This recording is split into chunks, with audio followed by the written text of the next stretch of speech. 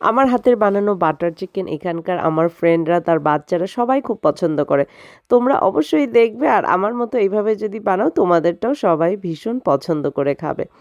প্রথমেই পেঁয়াজ কুচি, আদা, রসুন আর দুটো টমেটো আমি একটু তেলে কষিয়ে নেব কিছুক্ষণ, যেন একদম কাঁচা গন্ধ না থাকে। বেশ খানিকটা নরম হয়ে গেলে এটার একটা মিহি পেস্ট বানিয়ে নেব। অনেকে এটাকে ছেঁকে নেয়, কিন্তু মিহি পেস্ট হলে আর ছাকার কোনো দরকার নেই। আমি ব্রেস্ট পিস নিয়ে নিয়েছি চিকেনের, এভাবে ছোট ছোট টুকরো করে নিয়েছি। এবার মশলা রেডি করব ম্যারিনেটের জন্য। টক দইটা বেশ খানিকটা মানে ঘন টক দই হলে এটা ভীষণ ভালো হয়। দেখো আমি যেটা নিয়েছি একটুও জল নেই, একদম ফ্রেশ পুদিনা পাতা কুচিয়ে একটু দিয়ে দিয়েছি গাছ থেকে এনে, লাল মরিচের গুঁড়ো দিলাম, ধনিয়া গুঁড়ো আর স্বাদ মতো লবণ। এবার চিকেনগুলো অ্যাড করে দিয়ে দিলাম, দিয়ে দিব কিছুটা আদা রসুনের পেস্ট আর দেব বেশ খানিকটা লেবুর রস। সব কিছু দিয়ে চিকেনটাকে এবার খুব ভালো করে মেখে বেশ অনেকক্ষণ 1 ঘন্টার মতো আমি ম্যারিনেট করে রেখে দিব। আর এখানে আরেকটা তাওয়ায় কিছুটা বাদাম ভেজে নেব অল্প তেলে। আর আমার মনে হয়েছে টমেটো আর একটু বেশি দিলে ভালো হয়, আমি আর একটা টমেটো অ্যাড করে দিয়েছি। ঝালের জন্য কিছুটা দুটো লাল মরিচ, 3টে লাল মরিচ, আস্ত লাল মরিচ দিয়ে দিলাম তেজপাতা, একটু জয়ফল আর কয়েকটা ধনিয়া পাতার ডাঁটা অ্যাড করে ভেজে নিয়ে এবার এটারও একটা পেস্ট বানিয়ে নিয়েছি। কড়াইতে তেল দিয়ে কিছুটা বাটার দিয়ে দিলাম। এবার চিকেনগুলো ভেজে নেব।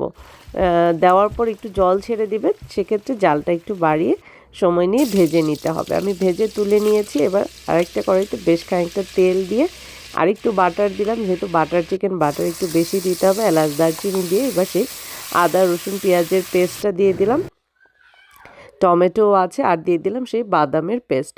সব কিছু একসাথে খুব ভালোভাবে মিশিয়ে স্বাদ মতো লবণ আর আরেকটু লাল মরিচের গুঁড়ো দিলাম, তোমরা চাইলে নাও দিতে পারো।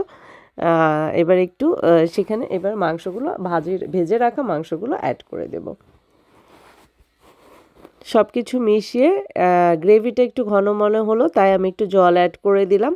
এবার সব কিছুকে মিশিয়ে নিয়ে ঢেকে কিছুক্ষণ রান্না করে নেব, খুব বেশি সময় লাগবে না। মোটামুটি হয়ে এসেছে, দেখো রান্না করতে করতে তেলও উপরে উঠে এসেছে। কিছুটা কাঁচামরিচ দিয়ে দিলাম ফ্লেভারের জন্য, আর আমি অ্যাড করব কিছুটা ঘি। আর অবশ্যই এখানে কাসুরি মেথিটা দিতে হবে। কাসুরি মেথি না দিলে কিন্তু বাটার চিকেন একদম ভালো লাগবে না। হাত দিয়ে ঘষে একটু কাসুরি মেথি আমি এখানে অ্যাড করে দিলাম। কাসুরি মেথিটাই কিন্তু বাটার চিকেনের মেন ফ্লেভার নিয়ে আসে, আর বাটার। তো সব কিছু দেওয়া হয়ে গেছে মোটামুটি। এবার একটু ফ্রেশ ক্রিম দিয়ে চুলো বন্ধ করে দিয়েছি। রেডি হয়ে গেল দারুণ স্বাদের বাটার চিকেন। পরোটা, রুটি, নান, রুটি, পোলাও দিয়ে খেতে অসাধারণ লাগে। বানিয়ে আমাকে কমেন্ট করতে ভুলবে না কেমন হয়েছিল তোমাদের রান্না করা বাটার চিকেন। সবাই খুব ভালো থাকবে, আবার কথা হবে খুব শীঘ্রই।